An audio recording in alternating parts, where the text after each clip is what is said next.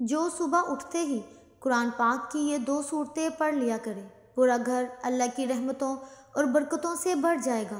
اللہ کی رحمت کے فرشتے تمہاری اولاد کی حفاظت کریں گے اور جوان اولاد زندگی کے ہر میدان میں کامیاب ہو جائے گی، ہر طرح کی زحمت جاتی رہے گی۔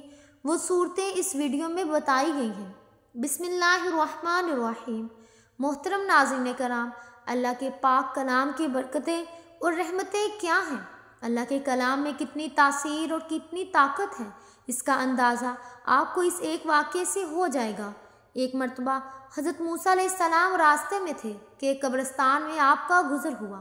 اللہ رب العالمین نے اپنے نبیوں کو یہ شان عطا فرمائی ہے کہ وہ جہاں سے گزرتے اللہ کے دیے ہوئے علم سے وہاں کی قبروں کے اندر موجود مردوں کے حال سے باخبر ہو جایا کرتے تھے۔ حضرت موسیٰ علیہ السلام کا گزر قبرستان کے اندر موجود ایک ایسی قبر پر سے ہوا جس کے اندر مردے کو سخت عذاب ہو رہا تھا، اور اس وقت وہ قبر دوزخ کے گھروں میں سے ایک گھرا بنی ہوئی تھی۔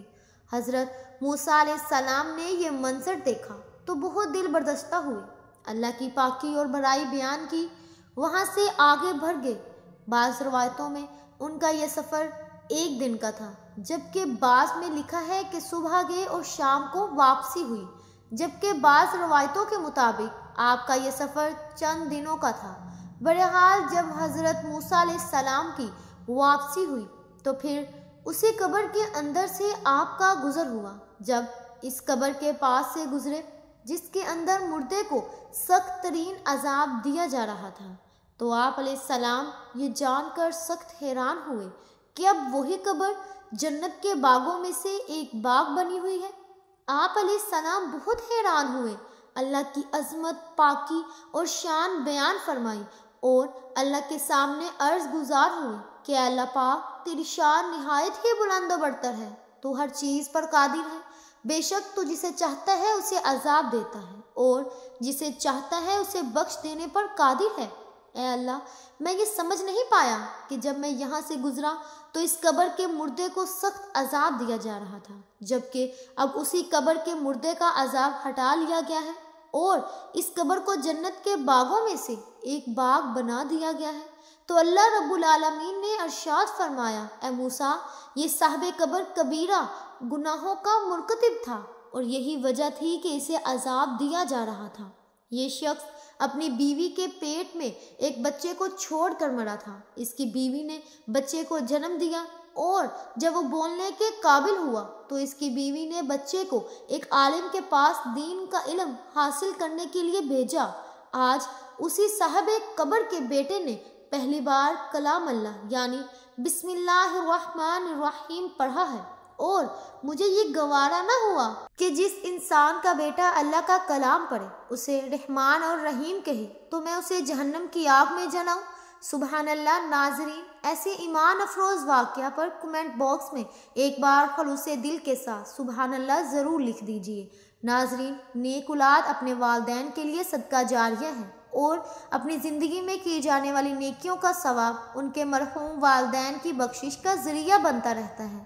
حضور صلی اللہ علیہ وسلم کی امت گناہگار ہونے کے باوجود قیامت کے روز جب قبروں سے اٹھائی جائے گی تو ان کے نامہ اعمال میں کوئی گناہ شامل نہیں ہوگا۔ والدین زندگی میں اللہ کا انعام، اور جب اس دنیا سے رخصت ہو جائیں گے تب سراپائے رحمت بن جاتے ہیں۔ جمعہ کے روز جو اولاد اپنے والدین کی قبروں پر جا کر دعا کرتی ہے، ایک مقبول حج کا ثواب ان کے نامہ اعمال میں لکھ دیا جاتا ہے۔ سب سے عظیم رشتہ ناظرین ماں باپ کا ہے۔ جو اولاد ان کی قدر نہیں کرتی وہ انتہائی بدبخت تصور کی جاتی ہے۔ ماں باپ جب بوڑھے ہو جائیں تو ان سے نرم لہجہ اختیار کریں، اور جب وصال کر جائیں تو ان کے لیے صدقہ کریں تاکہ ان کی روح کو ایصال ثواب ملتا رہے۔ امت مصطفیٰ صلی اللہ علیہ وسلم گناہگار ہونے کے باوجود نبی رحمت صلی اللہ علیہ وسلم کے صدقے قیامت کے روز ان کے اعمال کو گناہوں سے پاک کر دیا جائے گا۔ جب ایک مومن کی موت آتی ہے تو اس کی روح قبض کرنے کے لیے آسمان سے زمین تک فرشتوں کی بارات آتی ہے، اور آسمان کے سارے فرشتے اس نیک روح کو خوش آمدید کہتے ہوئے اوپر لے جاتے ہیں۔ نیک اولاد اپنے ماں باپ کے لیے صدقہ جاریہ بن جاتی ہے، تو اس نیک ماں باپ کی اولاد کے لیے اس دنیا میں بھی سب سے بڑی نعمت ہے۔ اور مرنے کے بعد بھی سب سے بڑی رحمت ہے۔ جو ماں باپ گھروں میں ہر روز قرآن پاک کی تلاوت کرتے ہیں، نماز روزے کی پابندی کرتے ہیں اور اپنی اولاد کو بھی نیک اعمال کی تربیت دیتے ہیں، تو ایسے ماں باپ اپنی اولاد کی دنیا اور آخرت دونوں سنوار دیتے ہیں۔ اس کی ایک بہت بڑی مثال قرآن پاک میں بھی بیان فرمائی گئی ہے۔ حضرت موسیٰ علیہ السلام بنی اسرائیل کو خطاب کرنے کے لیے کھڑے ہوئے تو ان سے سوال کیا گیا کہ لوگوں میں سب سے زیادہ علم کس کے پاس ہے؟ حضرت موسیٰ علیہ السلام نے فرمایا، میرے پاس تو اللہ تعالیٰ نے ان پر عذاب کیا کہ علم کو اللہ کی طرف منسوب کیوں نہیں کیا۔ چنانچہ اللہ تعالیٰ نے وحی بھیجی کہ بحرین جہاں دو دریا ملتے ہیں وہاں میرے بندوں میں سے ایک بندہ ایسا ہے جس کے پاس آپ سے زیادہ علم ہے۔ موسیٰ علیہ السلام نے عرض کیا، اے رب میں کس طرح اس کے پاس پہنچوں گا؟ اللہ نے فرمایا، زنبیل میں ایک مچھلی رکھ کر چل دو، جہاں وہ کھو جائے گی وہیں وہ شخص آپ کو ملے گا۔ پھر موسیٰ علیہ السلام نے اپنے ساتھ اپنے خادم یوشع بن نون کو لیا اور زنبیل میں مچھلی رکھ کر چل دیے، یہاں تک کہ ایک ٹیلے کے پاس پہنچے تو موسیٰ علیہ السلام اور ان کے خادم دونوں لیٹ گئے اور دونوں کی آنکھ لگ گئی۔ مچھلی زنبیل میں کودنے لگی یہاں تک کہ نکل کر دریا میں گر گئی۔ اللہ تعالیٰ نے پانی کا بہاؤ وہیں روک دیا اور وہاں تاپ صابن آ گیا اور اس کا راستہ ویسا ہی بنا رہا، جبکہ موسیٰ علیہ السلام کے ساتھ ہی بھول گئے کہ انہیں مچھلی کے متعلق بتائیں۔ صبح ہوئی تو موسیٰ علیہ السلام نے اپنے ساتھی سے کھانا طلب کیا اور فرمایا کہ اس سفر میں ہمیں بہت تھکن ہوئی ہے۔ راوی کہتے ہیں کہ موسیٰ علیہ السلام اسی وقت تھکے جب اس جگہ سے تجاوز کیا جس کے متعلق حکم دیا گیا کہ ان کے ساتھ ہی نہ کہہ دیا۔ جب ہم ٹیلے پر ٹھہرے تو میں مچھلی بھول گیا تھا اور یہ یقیناً شیطان کا ہی کام ہے کہ مجھے بلا دیا کہ میں آپ سے اس کا تذکرہ کروں کہ اس نے عجیب طریقے سے دریا کا راستہ اختیار کیا۔ موسیٰ علیہ السلام فرمانے لگے، وہی جگہ تو ہم تلاش کر رہے تھے۔ چنانچہ وہ دونوں اپنے قدموں کے نشانوں پر واپس لوٹے۔ جب دونوں اپنے قدموں کے نشانات پر چلتے چلتے ٹیلے کے پاس پہنچے تو ایک آدمی کو دیکھا کہ وہ چادر سے اپنے آپ کو ڈھانکے ہوئے ہیں اور حضرت موسیٰ علیہ السلام نے انہیں سلام کیا۔ انہوں نے فرمایا، اس زمین میں سلام کہاں؟ موسیٰ علیہ السلام نے فرمایا، میں زمین میں موسیٰ ہوں۔ انہوں نے پوچھا، بنی اسرائیل کا موسیٰ؟ آپ علیہ السلام نے فرمایا، ہاں۔ حضرت خضر علیہ السلام نے فرمایا، اے موسیٰ، تمہارے پاس اللہ کا دیا ہوا ایک علم ہے جسے میں نہیں جانتا، اور میرے پاس اللہ کا عطا کردہ ایک علم ہے جسے آپ نہیں جانتے۔ حضرت موسیٰ علیہ السلام نے فرمایا، کیا میں اس شرط پر آپ کے پیچھے چلوں کہ آپ میری رہنمائی فرماتے ہوئے مجھے وہ بات سکھائیں جو اللہ تعالیٰ نے آپ کو سکھائی؟ حضرت خضر علیہ السلام نے فرمایا، موسیٰ، آپ صبر نہیں کر سکیں گے اور اس چیز پر کیسے صبر کریں گے جس کا آپ کی عقل نے احاطہ نہیں کیا؟ حضرت موسیٰ علیہ السلام نے فرمایا، عنقریب آپ مجھے صبر کرنے والا پائیں گے اور میں آپ کے حکم عدولی نہیں کروں گا۔ حضرت خضر علیہ السلام نے فرمایا، اگر میری پیروی کرنا ہی چاہتے ہو تو جب تک میں کوئی بات خود نہ بیان کروں آپ پوچھیں گے نہیں۔ حضرت موسیٰ علیہ السلام راضی ہو گئے۔ پھر حضرت موسیٰ علیہ السلام اور حضرت خضر علیہ السلام دونوں ساحل پر چل پڑے کہ کشتی ان کے پاس سے گزری۔ انہوں نے کہا کہ ہمیں بھی سوار کر لو۔ انہوں نے حضرت خضر علیہ السلام کو پہچان لیا اور بغیر کرائے کے دونوں کو بٹھا لیا۔ حضرت خضر علیہ السلام نے اس کشتی کا تختہ اکھاڑ دیا تو حضرت موسیٰ بول پڑے کہ آپ نے کشتی کو توڑ دیا تاکہ اس کشتی والے غرق ہو جائیں۔ آپ نے بڑا عجیب کام کیا ہے۔ حضرت خضر علیہ السلام نے فرمایا، اے موسیٰ، کیا میں نے تمہیں نہیں کہا تھا کہ میرے ساتھ رہ کر صبر نہیں کر سکو گے؟ حضرت موسیٰ علیہ السلام نے فرمایا، جو بات میں بھول گیا ہوں آپ اس پر میرا موازنہ نہ کریں اور مجھے تنگی میں نہ ڈالیں۔ پھر وہ کشتی پر سے اتر کر اب اس ساحل پر چل رہے تھے کہ ایک بچہ بچوں کے ساتھ کھیل رہا تھا۔ حضرت خضر علیہ السلام نے اس کا سر پکڑا اور اسے ہاتھوں سے جھٹکا دے کر قتل کر دیا۔ حضرت موسیٰ علیہ السلام کہنے لگے کہ آپ نے ایک بے گناہ قتل کر دیا ہے، آپ نے بڑی بے جا حرکت کی۔ ناظرین، حضرت خضر علیہ السلام کہنے لگے کہ میں نے کہا کہ چپ، آپ صبر کریں، آپ میرے ساتھ رہ کر صبر نہیں کر سکتے۔ راوی کہتے ہیں کہ یہ بات پہلی بات سے زیادہ تعجب خیز تھی۔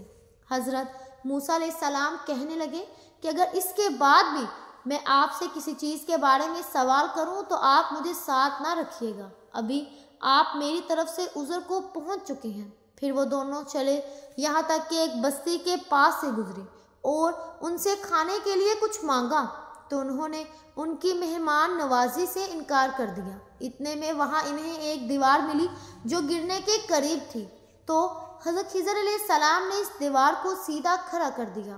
حضرت موسیٰ علیہ السلام کہنے لگے کہ ہم نے ان لوگوں کے پاس آ کر کھانا مانگا اور انہوں نے ہماری ضیافت تک نہیں کی، ہمیں کھانا کھلانے سے انکار کر دیا۔ اگر آپ چاہتے تو اس کام کی اجرت لے سکتے تھے۔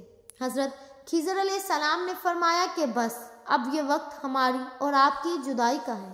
میں آپ کو ان چیزوں کی حقیقت بتا دیتا ہوں جن پر آپ صبر نہ کر سکے۔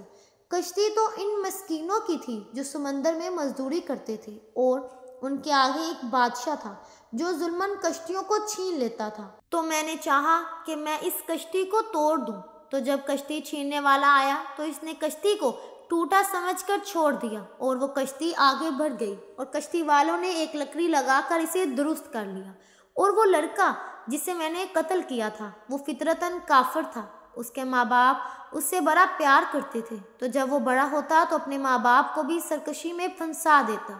تو ہم نے چاہا کہ اللہ تعالیٰ نے اس لڑکے کے بدلے میں دوسرا لڑکا عطا فرما دے تو جو کہ اس سے بہتر ہو، اور وہ دیوار جسے میں نے درست کیا وہ 2 یتیم لڑکوں کی تھی جس کے نیچے خزانہ چھپا تھا۔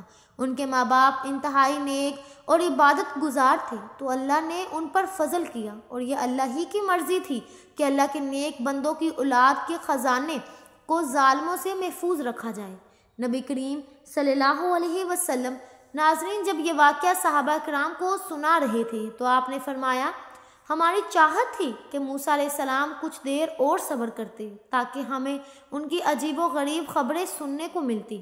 پھر نبی کریم صلی اللہ علیہ وسلم نے فرمایا کہ موسیٰ نے پہلا سوال تو بھول کر لیا تھا۔ پھر ایک چڑیا آئی جس نے کشتی کے کنارے پر بیٹھ کر دریا میں اپنی چونچ ڈبوئی۔ پھر حضرت خضر علیہ السلام نے موسیٰ علیہ السلام سے فرمایا، میرے اور آپ کے علم نے اللہ کے علم میں سے صرف اسی قدر کم کیا جتنا اس چڑیا نے دریا سے پانی۔ ناظرین اس واقعے سے ثابت ہوتا ہے کہ نیک ماں باپ کی اولاد پر اللہ تبارک و تعالی اپنی خصوصی فضل و کرم فرماتا ہے اور ان کی حفاظت کا بندوبست بھی خود فرماتا ہے۔ اولاد کی کامیابی دیکھنے کی خواہش ہر ماں باپ کو ہوتی ہے، اور ماں باپ اپنی اولاد کو کامیاب بنانے کے لیے اپنی پوری زندگی بھی قربان کر دیتے ہیں، لیکن بعض اوقات یہی اولاد ماں باپ کی شرمندگی کا سبب بن جاتی ہے۔ آج کے دور میں خاص طور پر جب ماں باپ اپنی اولاد سے کچھ کہتے ہیں تو اولاد انہیں یہ طعنہ ضرور دیتی ہے کہ آپ کو کیا معلوم، آج نیا دور ہے اور اس دور کے تقاضے نئے ہیں۔ ایسی اولاد جو اپنے ماں باپ کا کہا نہیں مانتی، یعنی ان کی نافرمانی کرتی ہے، تو پھر ماں باپ ایسی اولاد کو بد دعا تو نہیں دیتے لیکن اللہ کے رحم و کرم پر چھوڑ دیتے ہیں، اور پھر جب اللہ اپنا انصاف کرتا ہے تو انسان کی بنیادیں تک ہل جاتی ہیں۔ اللہ ایسے انسان کو زمانے میں ایسے رسوا کرتا ہے کہ وہ پلٹ کر پھر سے اپنے ماں باپ کے قدموں میں جا گرتا ہے۔ تمام اولادوں کو ایک بات ضرور ذہن میں رکھنی چاہیے کہ کبھی بھی اپنے ماں باپ سے اونچی آواز میں بات نہ کریں، ان کی عزت کریں، ان کی خدمت کریں، کیونکہ ماں باپ کی دعاؤں سے ہی انسان بن پاتا ہے۔ اگر ماں باپ تمہارے لیے دعا کرنا چھوڑ دیں تو اگر تم پوری دنیا بھی فتح کر لو لیکن سکون کہیں نہ پا سکو گے۔ سکون تو بس ماں باپ کی خدمت کرنے سے ہی ملتا ہے۔ جو لوگ یہ چاہتے ہیں کہ ان کی جوان اولاد ہر میدان میں کامیاب کامران ہو جائے تو وہ سب سے پہلا کام تو یہ کرے کہ کبھی بھی اپنے بوڑھے ماں باپ کے سامنے اونچی آواز میں بات نہ کریں، ان کی قدر کریں تاکہ آپ کی اولاد آپ کے ساتھ بھی یہی سلوک کرے۔ دوسرے نمبر پر جب آپ صبح فجر کی نماز ادا کر لیں تو قرآن پاک کی یہ 2 صورتیں لازمی پڑھ لیا کریں۔ انشاءاللہ آپ کی جوان اولاد زندگی کے ہر میدان میں کامیاب و کامران ہوگی۔ فجر کی نماز پڑھنے کے بعد سب سے پہلے 3 مرتبہ درود ابراہیمی پڑھ لیں جو نماز کے دوران پڑھا جاتا ہے۔ اس کے بعد ایک مرتبہ سورہ مزمل اور ایک مرتبہ سورہ یاسین کی تلاوت کر لیں۔ آخر میں پھر سے یہی 3 مرتبہ درود ابراہیمی پڑھ لیں۔ محترم ناظرین، ان 2 صورتوں کو اپنی روزانہ کی زندگی کا معمول بنا لیں اور پھر دیکھیے کہ کس طرح سے کامیابی آپ کی زندگی میں شامل حال ہوتی ہے۔ ہر طرف سے خوشیاں اور کامیابیاں آپ کی زندگی کا مقدر بن جائیں گی۔ اللہ کی رحمتیں اور برکتیں آپ کے گھر پر نازل ہونا شروع ہو جائیں گی۔ جوان اولاد کی ہر طرح سے حفاظت ہوگی۔ اللہ کی رحمت کے فرشتے آپ کی اولاد کی حفاظت کریں گی اور آپ کی یہی اولاد مستقبل میں آپ کے لیے صدقہ جاریہ بن جائے گی انشاءاللہ تبارک و تعالی۔ اللہ پاک سے دعا ہے کہ نیکی کی بات کو سننے، سمجھنے اور اس پر عمل کرنے کی طاقت اور توفیق ہمیں عطا فرمائے۔ تمام اولادوں کو اپنے والدین کا فرما بردار بنائے اور تمام والدین کو اولاد کی کامیابیاں اور اولاد کی خوشیاں دیکھنا نصیب فرمائے۔ آمین یا رب العالمین۔ ناظرین، آخر میں آپ سے گزارش ہے کہ اللہ پاک کے 2 صفاتی نام یا رحمان و یا رحیم کمنٹ باکس میں ضرور لکھ دیجئے، کیونکہ جب اللہ کو ان 2 طاقتور صفاتی ناموں سے پکارا جاتا ہے تو اللہ کی رحمت جوش میں آ جاتی ہے، اور جب اللہ کی رحمت جوش میں آ جائے تو پھر اللہ سے جو کچھ مانگا جائے اللہ پاک وہ نصیب میں لکھ دیتا ہے۔ اللہ پاک آپ سب کا حامی و ناصر ہو، آمین ثم آمین۔ ملتے ہیں اگلی ویڈیو میں، تب تک کے لیے اللہ حافظ۔